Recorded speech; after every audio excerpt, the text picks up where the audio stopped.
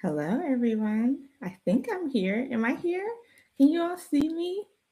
I hope so.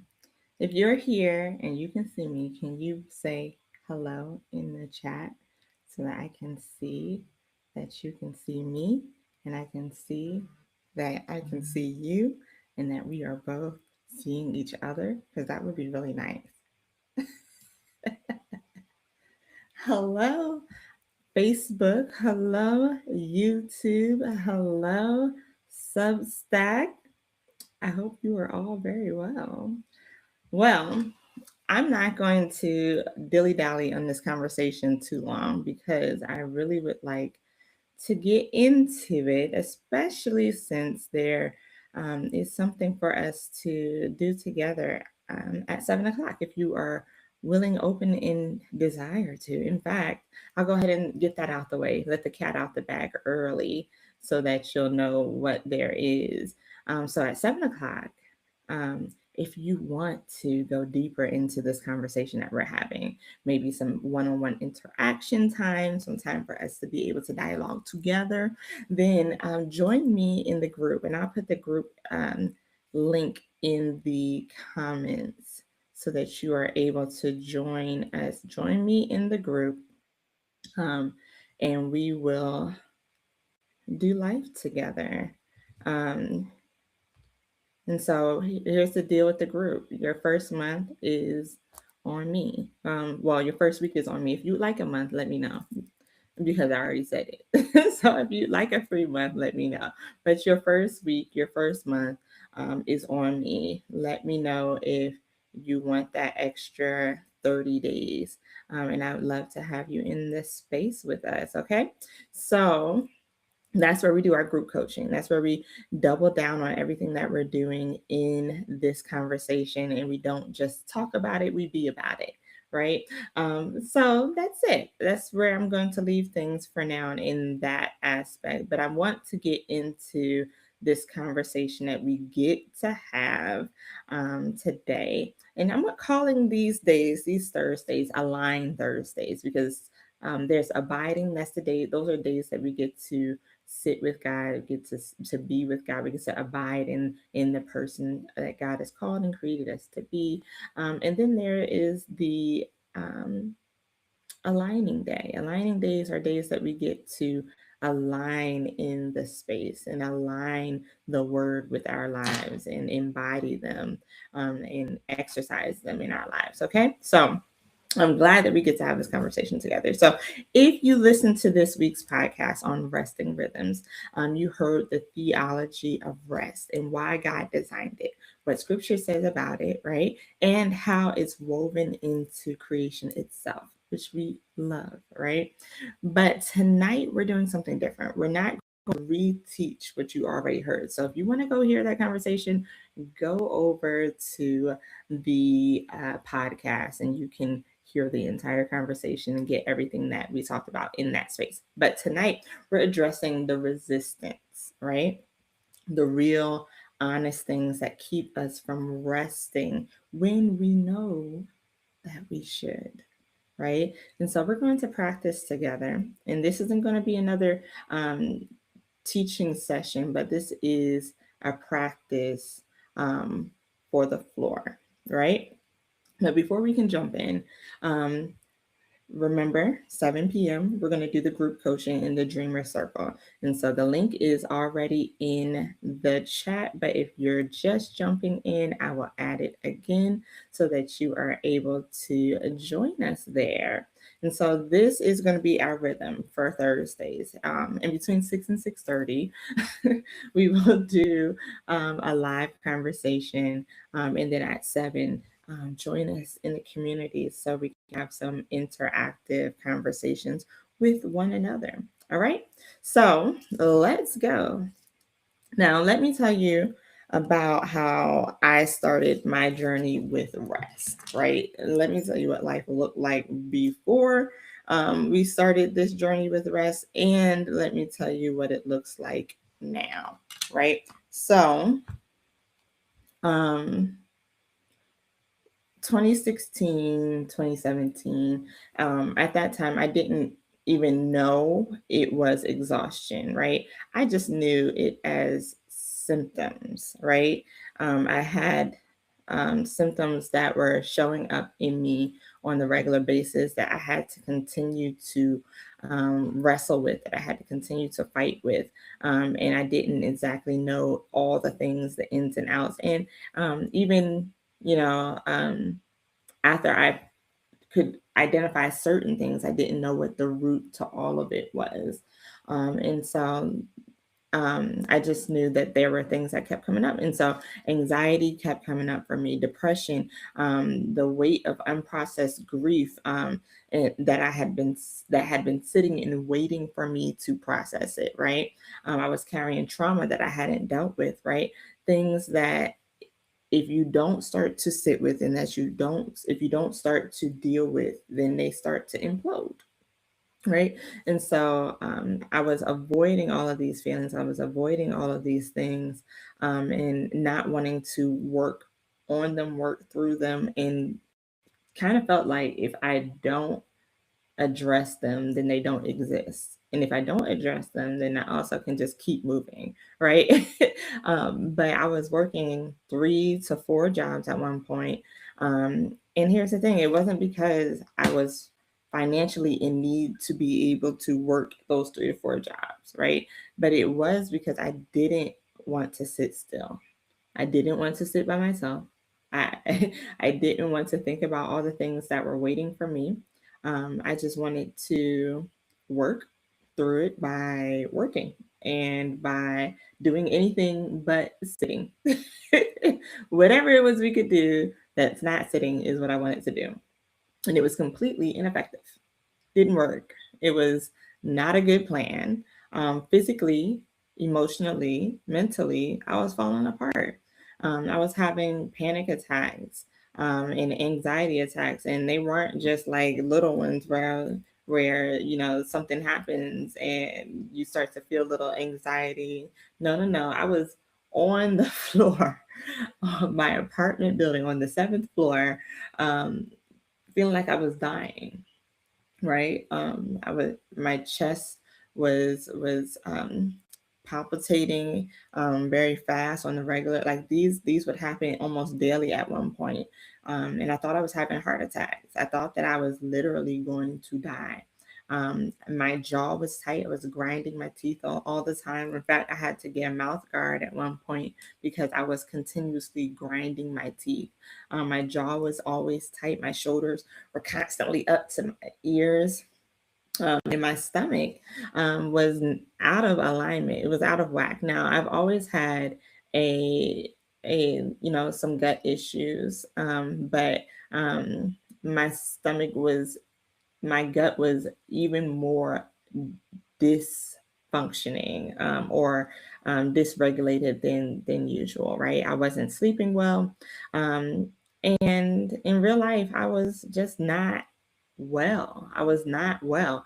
And here's what I learned: when we don't rest, when we don't give ourselves the opportunity to sit with the things that we need to sit with, right? And rest gives us the space to grieve healthily. Rest gives us the space to process anxiety and trauma in the way that God intended us to. But if you never take the time to do that, you don't allow those things to be processed. And so I wasn't processing anything, right? And then the breaking point came for me, right? I was on the floor one day having one of those anxiety attacks. And I remember saying to God, I know you promised me an abundant life, but this, sir, is not it.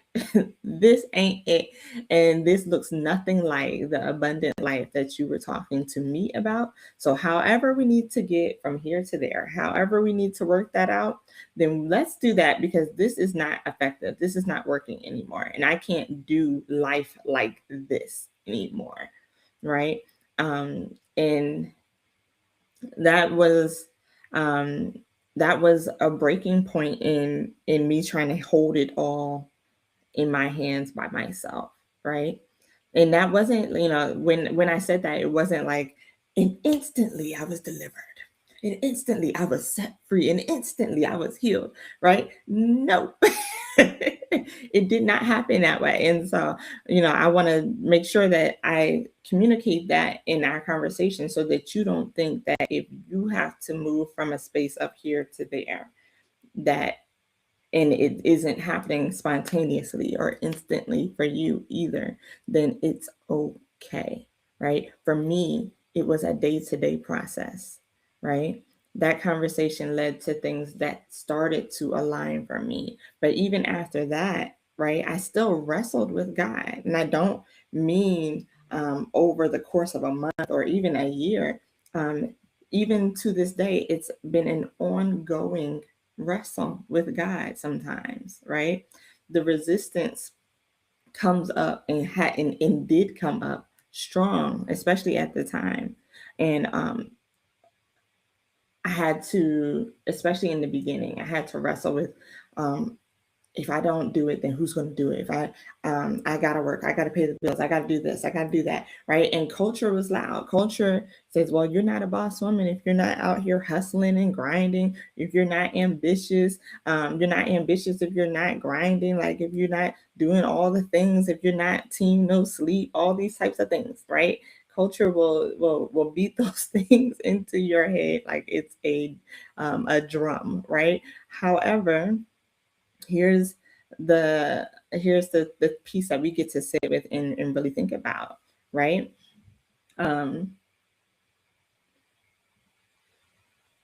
that culture's way and God's way are two totally different ways. One, and here's the spiritual piece for us to sit with, right? God would give me a dream, right? God would give me a vision. God would give me an idea, right? And I'd say, okay, God, thank you, I appreciate it. Now I'm gone. I'm gonna go build this thing. And he's like, no, no, no, no, no. Wait a minute, sweetheart. Wait a minute, sweetheart. Um, that's not what I want you to do. Wait a minute. Sit with me so I can show you how to do what I gave you to do step by step because my plan is better, right? And if he is the dream giver, which he is, right? If he is the dream giver, then he's the one who knows how to piece it all together. And when we learn to rest before we carry out all the things that God has for us, and when we put that rest first as our rhythm and not as an afterthought, God can do way more in that space, right? So one of the ways that God has been talking to me about rest in this season is this, like he's been saying that I can do more with less, and I can do more. That's one of the things that I've been processing. But here's something else that I've been processing. If you know anything about me, then you know that Genesis and we go together real bad. Me and Genesis go together real bad. Because I love the origin stories. I love reading the beginning, and I love being able to read the rest of the Bible and see how it all ties back to Genesis, right? And so, as I've been going back through Genesis and in my study on rest, um, here's something that we talked about in the podcast, but I want to bring it back up in this conversation, right? Because you might or might not have heard it, right? But God rested on the seventh day, right? But check this out. Adam was created on day 6. The first thing that Adam saw, well, the first thing that God demonstrated for Adam was rest, right? But here's something that's been new for me in the conversation, right? I saw that the first thing that God demonstrated for Adam was rest. But the first thing that God allowed Adam to do, the first thing that Adam experienced, the first thing that God allowed him to see him create was rest, right? And those are two different frames of mind. First thing that God allowed Adam to see was rest, was God rest, yes. But the first thing that God allowed Adam to do, to experience, was rest, not work. Rest came first for Adam. Rest came after God created everything for God. But for Adam, his first act was rest, right? And that is the order that God intends for us to live by. And I'm still learning this. I'm still wrestling with this sometimes. I'm still processing through this sometimes. And I'll be real with you. Like, I call it a work in practice. Right? Just this week, or just this last few months, right? I had a lot of travel that was planned back to back to back, right? And in that travel period, a lot of things got moved around in order so that in order for God to allow me to experience rest coming into the year, right? And even after that month of downtime, I came home, came back to Chicago, came home, and my internet was frozen. And it was like, first off, let me time out. Did y'all know that the internet box outside can freeze? Welcome to Chicago. These are some Chicago things. I have never experienced my internet box freezing, right? But that's what it did. But and it was frozen for almost a week. And so in that time, it was like God allowing me to come into the year literally from a space and state of rest, right? In silence. He wanted me to kind of just sit, right? And in that time, I know that God was giving me an opportunity to really set the rhythm for the year, right? We were already going to have these conversations about rest. We were already going to do this rest series, but God was like, no, let's double down on that. Let's double down on that rhythm and really, really go into this year from a rhythm of resting before you work, right? Learning how to rest, build, live, and lead, not build, live, lead, and then rest, right? He wants rest to come first in our rhythm. And he keeps teaching me that. And even now, um, it's something that we continue to have to go back to, right? Because we're human and we fall into this space where where we feel like and think, oh yeah, well, I gotta do this, I gotta do that, I gotta do this, I gotta do that, and then I'll rest. And God keeps trying to show, no, that's not my order. My order for you, daughter, son, is rest, live, lead, build, and not the other way around.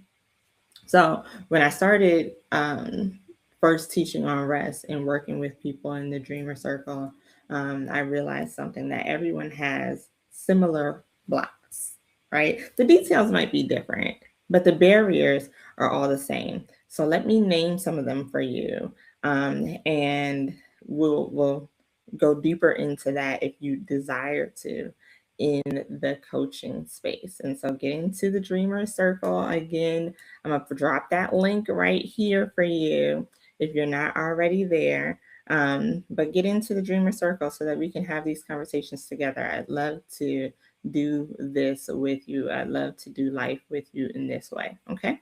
So here's the first barrier. Barrier number one: if I slow down, everything will fall apart. This one is me. This one was me, right? This one is the first one, but this one is also where I used to sit, right? And if you ever thought this, or you ever, if you're even thinking this right now, I want you to know this. This belief is everywhere. You are not alone in this, right? This belief says, I am holding things together, right? And if I stop, if I step back, if I take rest, right, the whole thing is going to collapse. The kids, school, the project won't get done, the ministry will suffer, all these things, and the people will be disappointed, right? And this may or may not be true. And underneath it all, there's an even deeper belief that it all depends on me, right? And here's the truth for you and for me and for everybody else listening. You are not holding things together. God is. You are not, have not been, will not be ever in control. The control that you think that you have is an illusion, and it's always been an illusion. because you never have had the control in your own life, right? Um, God has always been in control of everything. And so there are things that He allows to happen, and there are things that He allows you to process, and there are things that He allows you to do. But the world will not stop spinning if you sit down. The world will not come to an end if you take a nap. The world will not come to an end if you take the time to give yourself what you need, right? Um, and that's where we get to sit, right? That's where we get to understand. So Psalm 127 says it like this: unless the Lord builds the house, the builders labor in vain. Unless the Lord watches over the city, the guards stand watch in vain. In vain you rise early and stay up late, toiling for anxious bread, for he grants sleep to those he loves. Man, listen. Unless the Lord builds the house, the builders labor in vain. So, how many things are being done in vain, right? Because God may have given an idea or a vision or a dream, and you said, all right, God, thanks. I'm out the door. I'm going to build it now. And God has not been in it since He gave it to you. He's not been in any of the plans. He's not been in any of the details. He has not been in any of the building or the creating or the processing or the planning, right? He's been somewhere else because you did not allow Him to come into that space because you won't take time to rest. There's in Hebrews 4, it talks about how God created Sabbath for man, and not man for the Sabbath, right? And how God desires to give us rest, but we keep pushing it off, right? There's a rest that He wants us to enter into with Him, but we keep pushing it off because we think that we have the plan, and our plan is the best plan. It's not. It's not, right? There's a reason He gave us an order for rest, and that reason is a reason He gave us rest as the first thing, right? Like our first fruits, we think about everything else with first fruit, but we don't think about rest as the first thing that we give Him, right? But if we reordered our life and we allowed rest to come first, and then allowed everything else to flow from a space of rest, how much more do you think God could do with that? Just sit with that for a while, right? The phrase anxious bread, right? That's the fruit of believing that everything depends on you. It's exhausting work, right? It's anxious striving. And God calls it all vain, empty, futile, right? And now I'm not saying that nothing will adjust if you slow down. Like things might shift, but some things probably need to. Some things might temporarily decline, and some things probably need to. But here's the question I want you to sit with: what does it say about your life if you can only function when you're depleted? Is that a life worth protecting? Or is it a life worth resurrecting? Right? The unsustainable pace that you're maintaining isn't actually holding things together. It's actually holding you hostage. And eventually, if you don't choose to stop, if you don't choose to slow down, your body or your circumstances will choose it for you. Okay? We'll quickly do barrier 2, and then that's where we'll wrap for the day. And I might come back up here tomorrow and finish the rest, but or I might save until next week. We'll see.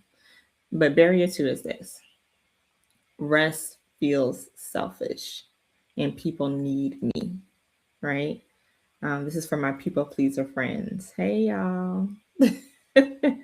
um, I hear this one all the time, especially from caregivers, parents, ministry leaders, people in helping professions. The givers is what I call them, right? Um, how can I rest when someone else is depending on me? How can I take time for myself when there's so much need, when there's so much that people need me to do? They need me to be here. They need me to be there. They need me to do this. They need me to do that, right? But um, underneath all of that might be something a little bit deeper. It might be that you feel that your worth is tied to your being needed, right? Being indispensable feels valuable. And being the one that people can't do without, that might feel like proof that you matter to you. But here is the truth, my friends, my dreamers. You cannot pour from an empty cup. The version of you that shows up when you're depleted is not the version your people actually need, right? They need someone who's able to show up from a space of rest, right? They don't need your exhausted presence. They don't need your um your remnants of an empty glass, right? They need your rested presence. They need the version of you that can actually hold space to listen because you're not depleted, right? They need the version of you that has patience, right? The one that's emotionally available. And there's research on this. Y'all know I love science. There's research on this and studies on caregiver burnout, and that show that caregivers who don't practice self-care are less effective caregivers over time, right? And so neglecting rest is not a noble sacrifice.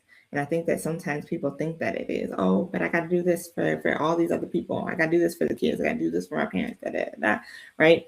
But it's not a noble sacrifice. It's counterproductive to what you think you're doing, right? So let me reframe this piece for you. Rest is not selfish. Rest is how you become capable of sustaining the generosity, right? Because you're a giver. You love to give, but you can't sustain it if you don't learn how to take rest, right? So, rest is one of the most loving things that you can do for the people who depend on you. The most loving thing you can do for the people who depend on you is take a nap, not just a nap, right? Because that's undermining rest. And we'll talk about that later, right? But one of the most loving things you can do is learn how to rest, learn how to live and lead and build and serve and give from a space of rest. Because the rested you can hold what the exhausted you keeps dropping. Okay. So we will go through the rest of the barriers at a later time because I get to go and hold space for the people who are in the dreamer circle. And so if you're not in there yet, you have the opportunity to get into the group. Let's have these conversations out loud in real time. I'll be there holding space for you from a rested place, right? So the link is in the chat if you would like to join us. And I look forward to seeing you there. If not, I will see you next time we come on live. If you are in the Chicago area, if you're in Chicagoland, hey, come and join us for Align and Abide Saturdays. It's the schedule for the Saturdays that we will be meeting together is on all the platforms. So just look at the post, and the link in the bio has the information for where you can register. But we would love to see you at Align in the Bible Saturdays. So join us in the circle. Join us on Saturday, whichever. And if you're virtual and you're saying, I want to be in the Line in the Bible, don't worry, we got something for you. I'll announce it in a couple of days. All right. Well, I love y'all. I want you all to continue to go forth and take some space to rest. Okay? Can you do that? All right. Wonderful. I love you. I'll see you soon.